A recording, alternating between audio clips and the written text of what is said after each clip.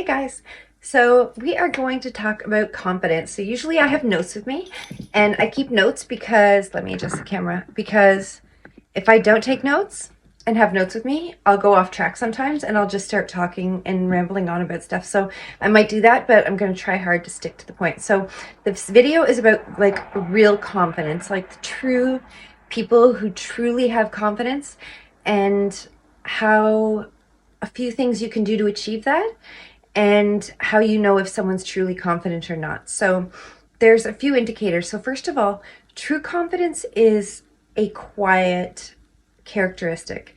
They're not the loudest person in the room. They're not going to be the most boisterous out at the restaurant or the bar, laughing the loudest, dominating the table, cracking the jokes for everybody to laugh every moment. They're not the ones that are trying to gain validation and attention from everybody. People with true confidence, it's a quiet confidence, it's a comfort within themselves, and it's a comfort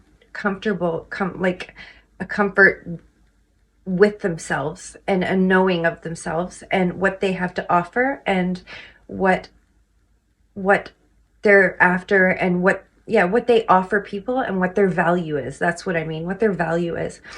So they're not going to be wearing the flashiest outfit and the most dramatic and outspoken person. Like you might think, wow, that person must be so confident. Listen, they're making everyone laugh. Everybody's giving them attention. They're this, they're that. That's not true confidence. That's a demonstration of confidence. That's a performance. That's performative behavior. The other thing is, if you want to be truly confident, don't make the mistake of basing your confidence on something that could be taken away from you, such as money or such as your looks, because our looks can fade. We could lose all our money. We could have an accident tomorrow and look completely different. People lose all their money all the time. Just as fast as you can make it, you can lose it twice as fast. So you want your confidence based on yourself and your own self-worth and the love you have for yourself, okay? And so I'm really confident. I can tell you this. I'm very confident.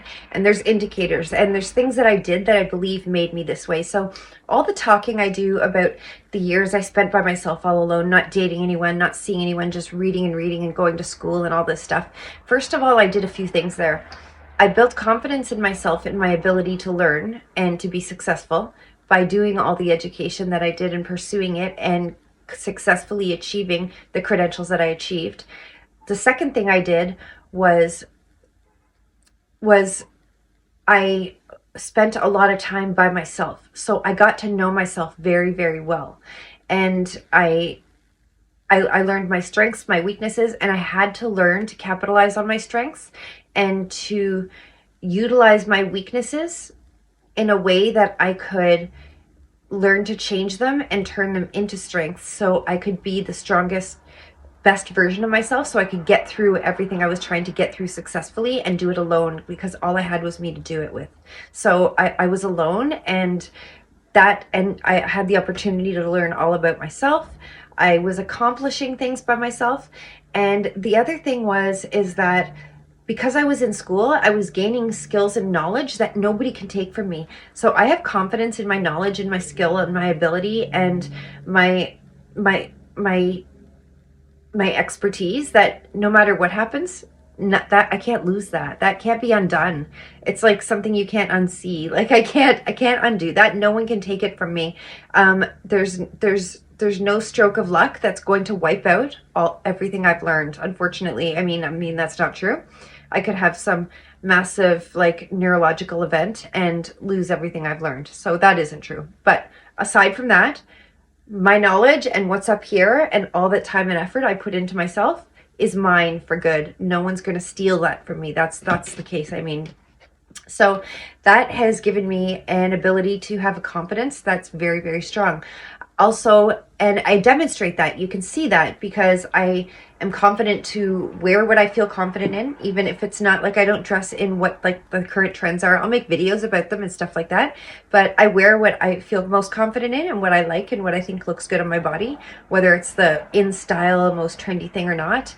And for instance, like for example, girls walk around all around and everyone's wearing nude lipstick. Everyone's got big, beautiful, big nude lips filled up and all of that. I like pink. I think I look pretty in pink lipstick. And you know what? It's not on the color wheel to balance my eye color. It's not it's not the probably the most flattering on me, but I like it. I feel my best in it. And you'll often see me wearing pink. Sometimes I'll wear the neutral colors, but often you'll see me wearing pink lipstick because I enjoy it and I like it. So that's what I do. And other things, I can take criticism. If you look in my comments on my videos, you'll see lots of times people will give me, and no one's ever been disrespectful or rude, shockingly enough. I think maybe on one occasion. But again, that doesn't say much about me. That says a lot about them.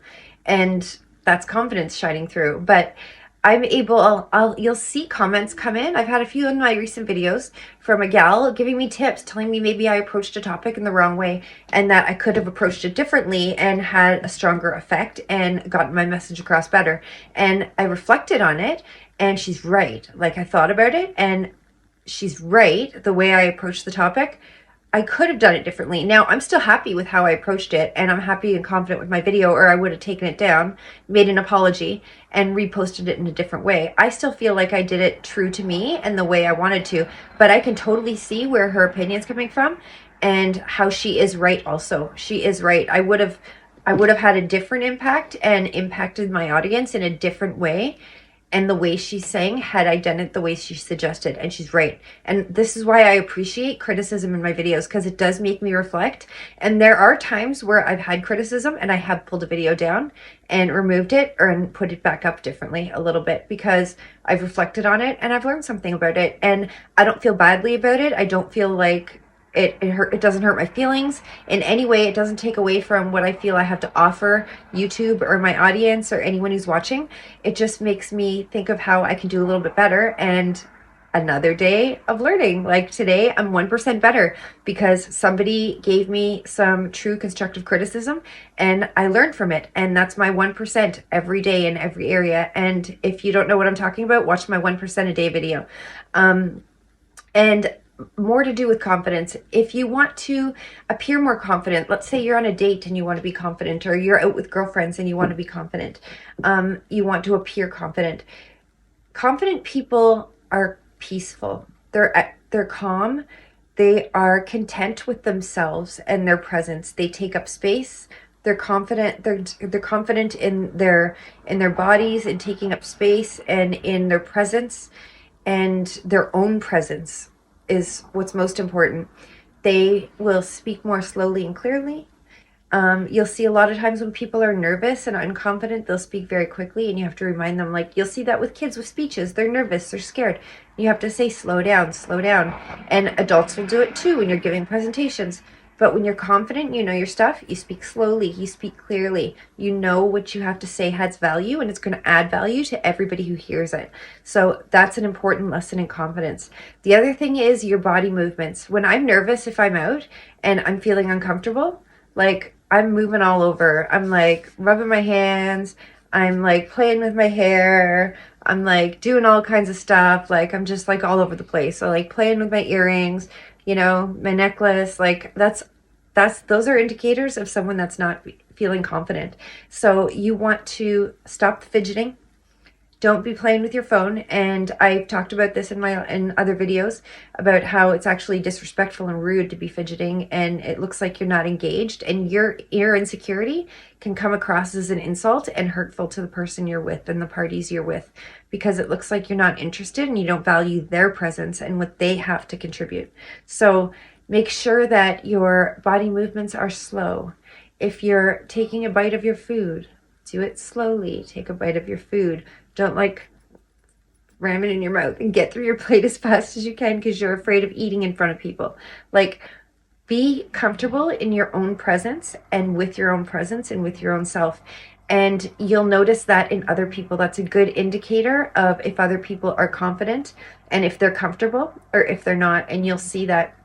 And that's an opportunity, because that gives you the opportunity to help them become more confident and more comfortable in themselves as well. So you can, if you see somebody behaving in a way that's a little bit manic, a little bit quick, they're being a little bit boisterous or whatever, you can focus in on them a little, ask them questions. That's the best way to calm somebody down that's uncomfortable, is to ask them questions about themselves, because that's something they know the answer to. They can talk about it with confidence, and they'll start feeling more at ease and more comfortable with themselves and in that moment, because you're giving them the opportunity to share knowledge and information with something that they know, not something that they're not quite sure of, which might be their personality, their sense of humor. They might not be sure of their social skills. But if you start asking them questions about themselves, they're sure of that. They know that those are things they can answer, and that will help them feel more confident. So that's a way you can use this and use this psychology to help people in social situations. So, what else? That's it. I think I've told you how to recognize true confidence and really what it looks like. Just remember, it isn't loud. It's not the loudest person. It's probably the most peaceful, calm, and quiet, reserved person, because they don't have anything to prove to anyone. They're not interested in what people think of them. They're not looking for validation. They're not looking for attention. They are comfortable with their own presence and their own happiness in themselves, and they validate themselves, and they value their own presence. And that's it, guys. And if you see somebody who's struggling, help them up, give them a hand, ask them some questions about themselves or what they do for a living, or something where they came from. Tell me about a little bit about your country, where you were born, or where your family came from. Ask them questions about something they can tell you, and they're knowledgeable, and you'll find they'll become confident quite quickly and calm, and they'll have much more to contribute to the conversation because you'll put them at ease.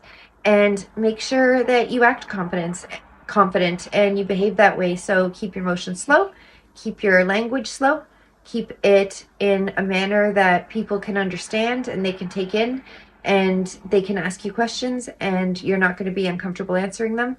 And if all else fails, fake it till you make it. And that has worked with me in the past.